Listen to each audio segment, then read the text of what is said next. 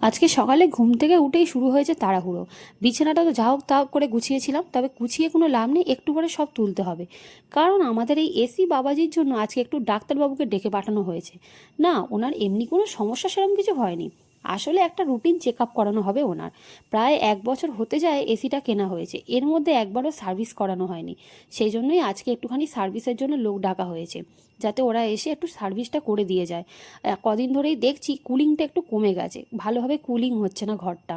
তাই এসি বাবাজের একটু check up করানোটা খুব দরকার। ভালোই ধুলো ময়লা জমেছে, বুঝতেও পারছি। আর এই বিছানার চাদরটাও পাল্টে দিলাম, কারণ একটু পরে সব ধুলো ময়লা পড়বে, সেই জন্য। এমনিতেই আমাকে এই চাদরটা কাচতে হতো, সেই জন্য পাল্টে দিলাম চাদরটা। এই চাদরটা আমি পাতা থাক, যা ধুলো ময়লা হবে হবে, তারপর কেচে দেবো।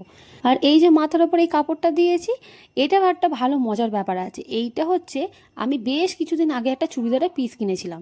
সেই চুড়িদারটা ভালো হলো, সেই চুড়িদারের প্যান্টটা একেবারেই ভালো ছিল না, তাই আমি এই পিসটা তৈরি করাইনি। শুধু জামাটা তৈরি করিয়েছি, প্যান্টটা তৈরি করাইনি। তো আজকে দেখলাম বেশ ভালো কাজে লেগে গেল। আমি ভেবেইছিলাম এই কারণে এগুলোকে ব্যবহার করব, তো আজকে সেটাই লেগে গেল। আর কাপড় না সত্যি কেমন একটা যেন খসখসে মতো।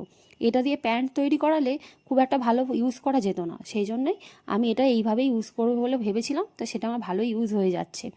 আর খাটটা যদি নোংরা টোংরা যাতে না হয়, সেই জন্যই আর কি এই এত ব্যবস্থা করা। যতই হোক, আমার ঘরের জিনিসপত্র না আমার কাছে খুব প্রিয়। সেগুলো একটু ওই ধুলো ময়লা বেশি হয়ে গেলে আমার আবার মন খারাপ হয়ে যায়। আর এই দাদারাও চলে এসেছেন, ওনারাও একটুখানি এবার এসি টেসিগুলো খুলে দেখুক ভেতরে কী সমস্যা হয়েছে ওনার। এই দেখো না, খালি ধুলো ময়লাটা খালি দেখো, দেখেই তো আমার চক্ষু চড়ক গা, যেন কী ময়লা পড়েছে। অবশ্য হ্যাঁ, আমাদের উচিত ছিল মাঝখানে একবার সার্ভিস করানো, কিন্তু কি করব, আমরা তো এপ্রিল মাস থেকে বলতে গেলে এসিটা চালানো শুরু করেছি, কারণ তার আগে আমাদের প্রয়োজন পড়েনি। আর তারপরে মাঝে একবার আমরা বুকিং করেছিলাম এসি সার্ভিস করানোর জন্য, কিন্তু যখনই দাদারা ফোন করে আসার জন্য, আমরা হয় বাড়ি থাকতাম না, নয় আমাদের বাড়িতে কোনো অনুষ্ঠান থাকতো, এইরমভাবে করা হতো না। সেই জন্য ওনাদেরকে দুবারই বারণ করা হয়েছিল, তারপরে ওনারা আর আসেননি, আবার নতুন করে এবারে বুকিং করা হলো। আর এই দেখো, চোখের সামনে বরফ দেখে না আমার বেশ ভালো লাগছে। চোখের সামনে দেখছি ও এসির ওপরটা কী সুন্দর বরফে ঢাকা হয়ে গেল, সাদা সাদা বরফ। এরকম যদি আমাদের কলকাতাতে বরফ পড়তো কত ভালো হতো বলো তো। এসির ওই সেলফ ক্লিনিং মোডটা অন করার জন্যই ওই বরফটা পড়ছিল। একদিন রাতে হয়েছিল এক কাণ্ড, আমার হাত লেগে ওই সেলফ ক্লিনিং মোডটা অন হয়ে গেছিলো। তারপর দেখলাম হঠাৎ করে এসির মধ্যে একটা অদ্ভুত আওয়াজ হওয়া শুরু হলো, আর এসিটাও চলছে না। সেই দেখে তো আমি ভয়ে পাগল হয়ে গেলাম, কি না কি হয়ে গেল রে বাবা, এসিটা আবার খুলে টুলে পড়ে যাবে না তো।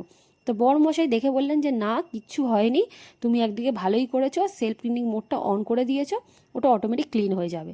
আর এই দেখো সেই জালগুলো, যেগুলো তখন প্রচুর ধুলো ময়লা পড়েছিল, সেগুলোকে পুরো ওয়াশ করে সুন্দর পরিষ্কার করে দিয়েছেন ওনারা। তো আপাতত কমপ্লিট হলো এসি সার্ভিসিংটা।